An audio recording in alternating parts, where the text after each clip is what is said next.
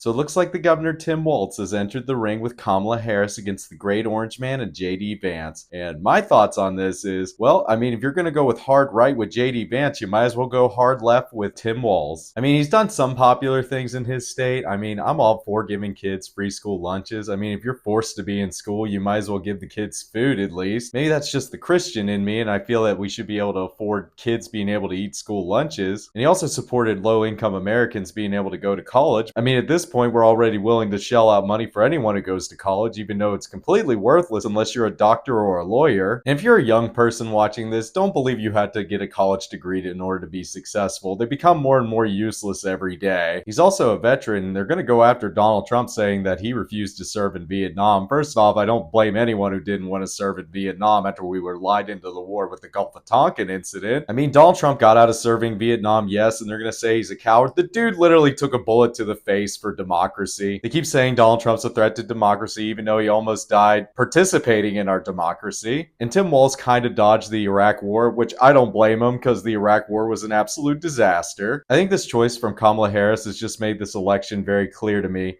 You're either voting for the moderates, which is Kamala Harris and Donald Trump, compared to their VP choices, which is JD Vance and Tim Walz. My biggest question is, how have these left-wing policies really been going for us? They keep saying Joe Biden is the most progressive president ever. I hate working a full-time job and then at the end when I get my paycheck, I can't afford anything. Oh, paid for grocery bills. Oh, paid for gas. Okay, how much money do I have left? Next to nothing. This is the awesome American dream. We're just living paycheck to paycheck. And I do think Ronald Reagan had it right. He said, are you better off now than you were 4 years ago? Because you're living in the administration right now. If you're going to vote based on what's going on in Gaza and Israel, don't worry. None of these people will change anything. Tim Walz is a staunch supporter of Israel, so you don't have to keep saying that the Democratic Party somehow hates the state of Israel. They're fervent supporters of the state of Israel. So much so, we might go to war with Iran in order to protect Israel. And I don't know how anyone feels about this situation. It's much more murky. It's not black and white. But I'm not for American citizens to go die overseas for the interests of another country, whether that's Russia or Ukraine or Israel and Gaza. Don't worry, the security state and the neocons are still in charge. So don't think that there's going to be any real change if Kamala Harris wins the election or Donald Trump.